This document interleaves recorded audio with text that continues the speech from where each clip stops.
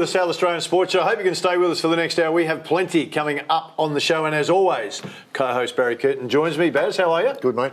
Terrific. Actually. Terrific? Yeah, feeling great. Like terrific. Sun's out, although it's going to be a wet weekend for us, mate. It's going to be a very wet weekend. Yeah, a little bit of sun. Yeah. Okay, I'd like to get started with the good news. Good news. So I'm going to go with this one first, mate. Dave Bales. You wouldn't have heard of Dave. Not many people outside have, but 53 years he's been umpiring footy. He umpired his 900th game on the weekend in the Adelaide Footy League at Lockleys on Saturday. Now, that's not counting his junior footy as well. So if you count the juniors, he's well over 1,000, probably close to 2,000. So well done, Dave. That's dedication, mate, isn't it, really? Absolutely. No, that's serious dedication. You say 53 years or something 53 years umpiring, mate. We need to get him in to have a chat with him. Yeah, we'll try and if someone could tell us not how bad the rules are at the moment, but what the abuse is like over 53 years. Is it better now or was it worse when you started?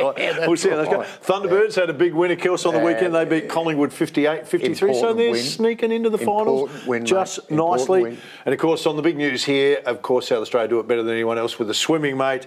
Ariane Titmus broke the 400-metre world record. Did you see how far she was in front? Oh, yeah. Oh, yeah, if you don't want... You know, they talk about this USA, Katie Ledecky, being the best swimmer. I'm saying Adriana, over the journey, has been a whole lot better. But her record was 3 minutes, 56.46, because you've got to get down to that 0.46. Yeah, you do. Our girl, Adriana, 3 minutes, 56 flat. So she's now the world record holder, 400-metre freestyle. I was watching it. Set here in Adelaide, by the way. I was watching it, and I actually said to my wife, she should win because she's the only swimmer in the race. And she goes, no, she's not, but she was the only swimmer on screen. Well, the other one's still going for the turn. They were miles still making away, the turn. Oh, it was a brilliant swim. It was a brilliant swim. Yeah. All right, what about this one? Ivy Kirklemeyer, 9-year-old girl, has just become, and she's an Adelaide girl too, don't mind saying, we like to brag about ours, the artistic roller skating world champion. And not predicted to win that either. She just went there. She was not. To compete and be just one of the competitors and whatever, and bang. She's won it. Now, you want some real good news. If you were this bloke, this is good news, but we're going to the States for this one. Okay. So, Tom Brady, of course, quarterback of the Tampa Bay Buccaneers. He's just signed a deal with Fox Sports. Now, he's playing again next season, so he's not retired. This is for when he decides to retire. How old is he? No, don't worry about that. Get to the good part, mate. I'll give you the good news first, mate. So he can retire whenever he likes. 10-year deal with Fox Sports, $540 million. So the minute he retires and says, I'm tired of throwing that leather ball, $540 million for the next 10 years. That puts him on a par with us. Yeah. Need to wake up. I don't know what you're dreaming, mate, but you're $540 million out. Very true. Hey, we have to get rolling because we have got plenty coming up on the show. We need to get over to Millie in the news. I mean, Jacob Surgeon's going to join us, North Adelaide footy coach. They're doing really well. Gary Thompson's coming in, talk about Simpsons golf. Luke Macchiaro, our number one reporter in the SANFL, he's with us. Craig Warman, as always, talking about the Southern Footy League is in. Now, our roving reporter, Greg Anderson, we finally got him out to do some work because he doesn't like to do a lot, but he's caught up with Nicky Bartlett. It's an interesting one.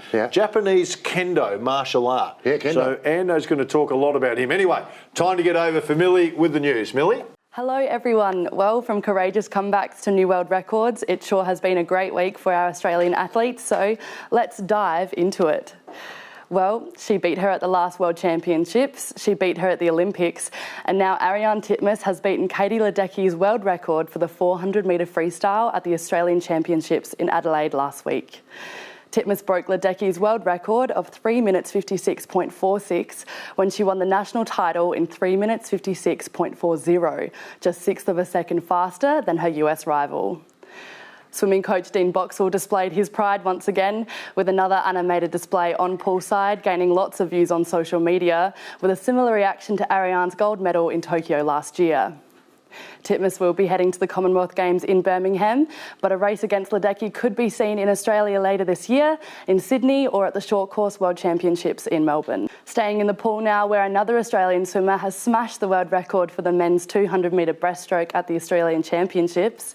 23-year-old Zach Stubblety Cook earned himself the title as the latest world record holder after an almighty 2 minutes and 5.95 swim, smashing the previous time set by Russian swimmer Anton Chupkov of 2 minutes 6.12. His win was slightly overshadowed by the controversy surrounding Olympic teammate Kyle Chalmers and latest up-and-coming swimmer Cody Simpson. However, that did not stop that 23-year-old from celebrating the win. Stubblety Cook has earned himself a place on the Dolphins team for the Commonwealth Games, where I'm sure we'll see him dominate the pool once again. To the SANFL now, where Port Magpies have honoured club legend Russell Ebert in a 24-point win over West Adelaide. The Magpies forward Dylan Williams kicked 4-goal 3, whilst Charlie Dixon finished with 3-goal 3 from 16 disposals, 4 marks and 4 clearances, to suggest he may be ready for a game in the AFL competition this week. Xavier Dersma won the Russell Ebert medal with 29 disposals and 2 goals. The Bloods had plenty of players clinging on to that win after their 7th match losing streak to the season, with player Josh Carmichael continuing his prime spot for earning 26 disposals and a goal after courageous mark in that pocket. It was, however, not enough to get the Bloods over the line, with Magpies topping the game with a final score of 105-81. To the AFL now, where Port Adelaide's slight winning streak has been dashed after a 35-point loss to Geelong in Victoria.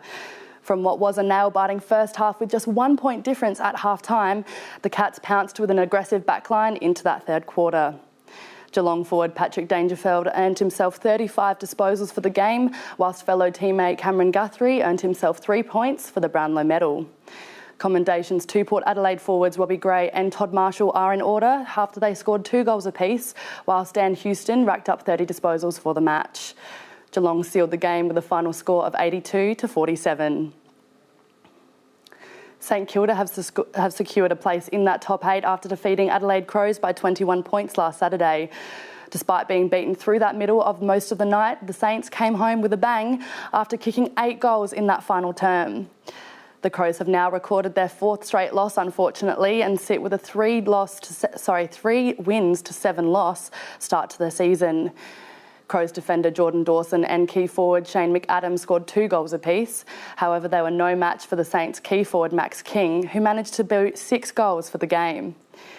The Saints took that win home with a final score of 90-69. Capping off the week in sport now to Formula One, where driver Max Verstappen is reaping the reward of Charles Leclerc's misfortunes, producing his 3rd straight win for the season at the Spanish Grand Prix last Sunday. Verstappen now sits top of the Formula One drivers' standings after the Ferrari driver Charles Leclerc experienced a sudden loss of power during the 23rd lap of the race. The Frenchman arrived in Catalonia 19 points in front, but unfortunately left 6 points behind Verstappen ahead of the home race next weekend.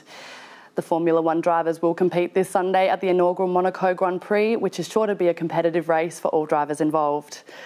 That is all the news I have for you this week. I'm Millie Walters, and we'll be right back for more on the SA Sports Show.